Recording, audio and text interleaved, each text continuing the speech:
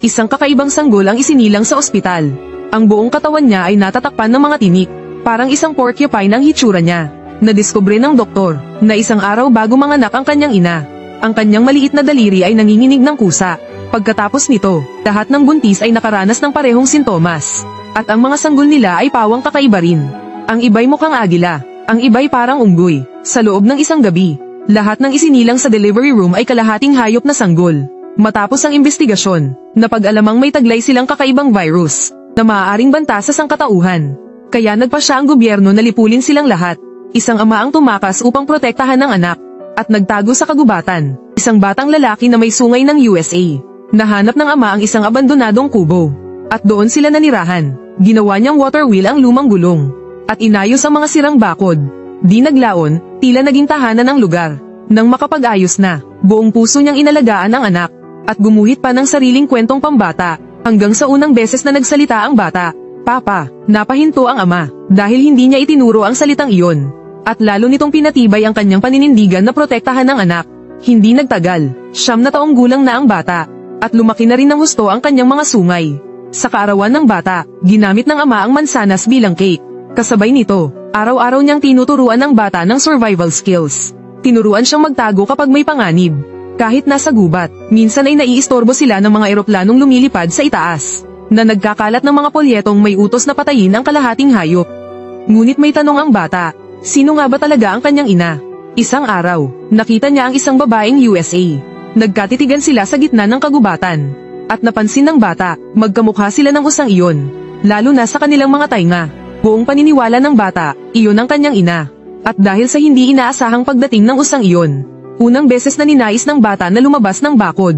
At tuklasin ang mundo sa labas. Paulit-ulit siyang nagtatanong sa ama tungkol sa mundo sa labas. Matapos mag-isip, nagkwento ng isang alamat ang ama. Dahil sa labis na pagsira ng tao sa kalikasan, nagpasya ang kalikasan na parusahan sila. Nagpadala ng sakuna ang langit. At nagkasakit ng kakaibang karamdaman ang lahat. Lumitaw ang mga kalahating hayop sa hanay ng mga tao. Ngunit hindi nagsisi ang mga hindi naapektuhan. Bagkus ay sinisi nila ang mga kalahating hayop. At sinubukang puksain silang lahat. Kaya't kinailangang magtago ng ama kasama ang anak sa gubat. Upang mapanatiling ligtas ang kanyang anak. Dumating ang ika-10 kaarawan ng bata. Regalo ng ama ay isang slingshot na siya mismo ang gumawa. Umaasa siyang magagamit ito ng anak sa pagprotekta sa sarili. Ngunit isang di inaasahang pangyayari ang naganap. Nakakita ang bata ng kakaibang mga bakas sa lupa. Sinundan niya ito hanggang sa dulo ng gubat. May butas na sa bakod na bakal doon. Tiningnan ng bata ang mundo sa labas. At hindi napigil ang ilabas ang isang paa. Walang masamang nangyari tulad ng sa kwento ng ama. Natuwa ang bata, ngunit sa sandaling iyon, may narinig siyang malakas na ungol ng hayop. Napatakbo siya sa takot, at bumangga sa isang tao. Buti na lang at dumating ang kanyang ama. Agad siyang binuhat ng ama na may takot sa mukha, at tumakbo papasok ng gubat ng buong lakas. Matapos silang makaligtas, binalaan ng ama ang anak na papatayin siya kapag natagpuan ng mga tao. Ngunit pakiramdam ng bata, may tinatago ang kanyang ama, na hindi ganoon kasama ang mundo sa labas. Sa sandaling iyon, may narinig silang boses ng tao sa labas, judge ng pelikula. Agad na kinuha ng ama ang wales at ginawang armas, at hinarap ang estranghero ng may pag-iingat, dahil malayo ang pagitan nila. Akala ng lalaki ay may hawak na baril ang ama, at natakot siyang lumapit. Ipinaliwanag niyang nasa gubat siya para hanapin ang kapatid niyang babae. Sa sandaling iyon, lumapit din ang batang may pag-usisa. Agad siyang sinenyasan ng ama na magtago. Sa kanilang pag-uusap, napansin ng lalaki na tila matagal nang hindi umaalis ng gubat ang ama. At wala siyang alam sa mundo sa labas. Sa oras ding iyon, tumama ang sungay ng bata sa kalapit na palumpong. Napaangat ang ulo ng ama sa kaba. Paglingon niya muli, wala na ang lalaki. Kasama ang anak, lumapit ang ama upang tingnan. At napansin na may palihim na marka ang lalaki sa bakod. Malinaw na babalik pa ito. Mabilis na bumalik ang ama sa bahay. Nilagyan niya ng lason ang dulo ng wales. At itinago ang anak sa isang lihim na silid. Bago umalis, nangako siya sa bata, na anuman ang mangyari, huwag lalabas. Matagal na naghintay ang bata sa loob. Ngunit hindi bumalik ang ama. Sa sandaling iyon, may kakaibang ingay mula sa labas ng silid. Agad lumabas ang bata upang silipin. At nakita niyang bumalik muli ang babaeng USA. Naisip ng bata, totoo nga kayang may kaugnayan sila sa isa't isa. Iniunat niya ang kamay upang haplasan ito. Ngunit biglang narinig ang tinig ng ama. Dahan-dahan siyang lumabas ng bahay. Ngunit nawala rin ang boses ng ama. Tahimik at nakakakilabot ang gubat. Ipinikit ng bata ang kanyang mga mata sa takot. Itinaas niya ang kanyang slingshot at lakas loob na lumakad. May narinig siyang mga yabag sa malapit. Maingat niyang idinilat ng bahagya ang kanyang mata. At nakita niya ang kanyang ama. Masayang niyakap siya ng bata. Ngunit bigla na lamang bumagsak ang ama.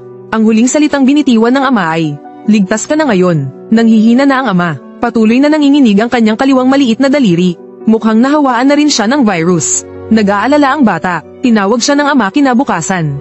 At sinabing nagugutom siya. Agad lumabas ang bata upang ipaghanda ng agahan ng ama.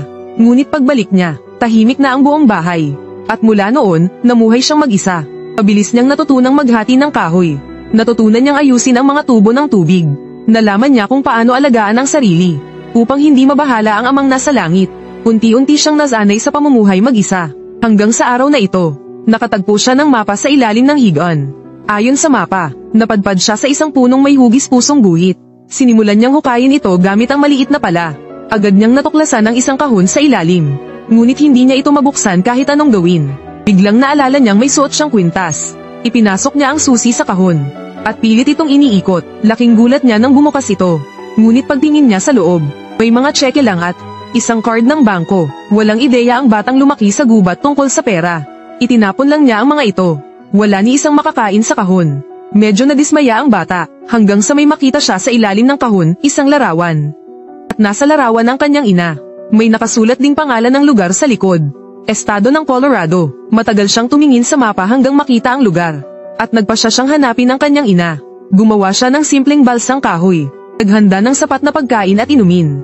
At kinuha ang slingshot na bigay ng ama. Matapos may handa ang lahat, handa na siyang umalis. Ngunit kakaunti pa lang ang nilalakad niya. May naapakan siyang bagay. Isang candy pala iyon. Binuksan niya ito at tinikman. Wala pa siyang natakmang mas masarap dito. Paglingon niya, may isa pang candy. Mabilis siyang tumakbo papunta roon. Ngunit huli na ang lahat. Isang patibong pala ito. May tumama ang palaso mula sa gubat. Halos tamaan na siya. Dali-dali siyang nagtago sa mga palumpong at nanman. Habang nag-aabang ng tiyempo para gumanti, biglang may lumundag mula sa damuhan. Hinawakan nito ang kanyang sungay. Palay sila ay mga mangangaso ng kalahating hayop kapalit ng salapi. Pilit siyang lumalaban. Nabagsak siya sa lupa. Itinaas ng mangangaso ang pana upang siya'y panin. Ngunit sa sumunod na segundo, nataranta ang natitirang mangangaso. Agad siyang humugat ng kutsilyo at tumingin sa paligid. Sa sandaling iyon, may lumapit sa likod ng bata. Napatingala ang bata sa takot. Isang matangkad na itim na lalaki ang nasa harap niya. Napasigaw at tumakbo ang bata sa takot. Ngunit hindi siya hinabol ng lalaki. Sa halip, binaril nito ang natitirang mangangaso. Lalong natakot ang bata sa putok ng baril. Mabilis siyang tumakbo pabalik sa kanyang bahay. Agad siyang naghanda ng mga bitag at nagtago sa lihim na silid. Nang matapos ang lahat, palihim siyang sumilip sa labas mula sa butas. At totoo nga, sinundan siya ng itim na lalaki. Madali nitong sinira ang mga bitag ng bata. At lumapit sa lihim na silid. Hinayla siya palabas at itinapon sa sahig. Dahil hindi niya kayang lumaban, nagbanta ang bata. Sinabi niyang malakas ang kanyang ama. Kaya niyang pabagsakin ang 4 na itim sa isang suntok. Hindi man lang natakot ang lalaki. Pinulot nito ang nahulog na litrato sa sahig. At mabait na pinaalalahanan ng bata. Huwag magpapasindi ng apoy sa gubat sa araw. Madaling matukoy ang kinaroroonan niya. Pagkasabi nito, ibinalik niya ang larawan sa bata. At inayos pa ang sirang tubo sa harap ng bahay. Habang nakatingin ang bata, hindi niya napigil ang magtanong. Gaano kalayo ang Colorado mula rito? Pagkarinig nito, agad siyang binalaan ng lalaki. Huwag na huwag siyang lalabas ng gubat.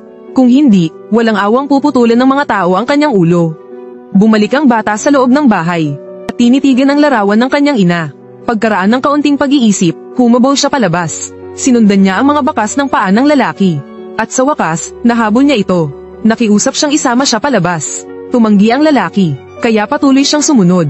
Hindi siya natinag sa anumang pagbabanta. Napilitang tanggapin ng lalaki ang bata. Ngunit paggising niya kinabukasan, laking gulat niyang naubos na ng bata ang kanyang pagkain. Galit na galit ang lalaki. At nais niyang paalisin ang bata. Agad sinabi ng bata sa lalaki na may naamoy siyang pagkain sa di kalayuan. Kaya't ang lalaki ang siyang magbabantay na may baril. At ang bata ang palihim na papasok upang kumuha ng pagkain. Ngunit pagkapasok niya, nabigla siya sa nakasabit na ulo ng USA sa pader. Sa pagmamadali niyang umalis, napasayad siya sa isang bitag. Lumabas ang buong pamilya mula sa bahay. Akala ng bata ay puputulan nila ang kanyang ulo. Kaya agad siyang sumigaw, "Huwag kayong gagalaw sa ulo ko." Nagulat ang pamilya, isang kalahating hayop na nakapagsasalita. Buti na lang at hindi masama ang pamilyang ito.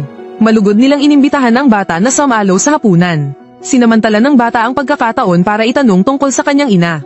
Ngunit sa kasamaang palad, wala silang alam. Di nagtagal, naging magkaibigan sila ng anak ng pamilya. Ngunit takot ang pamilya na panatilihin siya roon. Dahil baka magdala ng gulo ang pagkakaroon ng kalahating hayop sa bahay. At nang gabing iyon, pinasok sila ng mga mangangaso. Nakita raw nilang tumakbo roon ang isang kalahating hayop. Kaya pinilit nilang ibigay ng pamilya ang bata. Kung hindi ay gagamit sila ng dahas. Ngunit hindi pumayag ang mabuting ama ng tahanan. Tinago niya ang mga bata. At naubos na ang pasensya ng mga mangangaso. Handa na silang sumugod. Ngunit sa sandaling iyon, dumating ang itim na lalaki sa pintuan. Isang suntok bawat isa. Hindi nakalaban ang mga mangangaso sa kanyang lakas. Ngunit may isa pa ring mangangaso na nakapasok. Agad nagtago ang bata. Nagtago siya sa dilim. At tinirador ang mangangaso. Ngunit hindi ito umubra. Dahan-daang lumapit ang mangangaso habang nakatutok ang baril. Sa mismong sandaling iyon, sumigaw ang bata at sumugod palabas. Ginamit niya ang kanyang sungay para saksakin ang hita ng mangangaso. Ngunit dahil dito, nalantad siya. Itinaas ng mangangaso ang baril ng malamig. Ngunit biglang nakita niya ang nakakagulat na tanawin. Sa likod ng bata, may lumitaw na dambuhalang lalaking USA. Napatulala ang mangangaso sa takot. Kasabay nito, lumitaw ang itim na lalaki sa likod ng mangangaso. At pinatumba siya gamit ang isang malakas na hampas. Kinabukasan, nagpa siya ang itim na lalaki na muling maglakbay. Sa huli, hindi niya iniwan ang bata. At ang kanilang haharapin ay isang paglalakbay na mas puno ng misteryo. Ang title ng movie ay Sweet Tooth.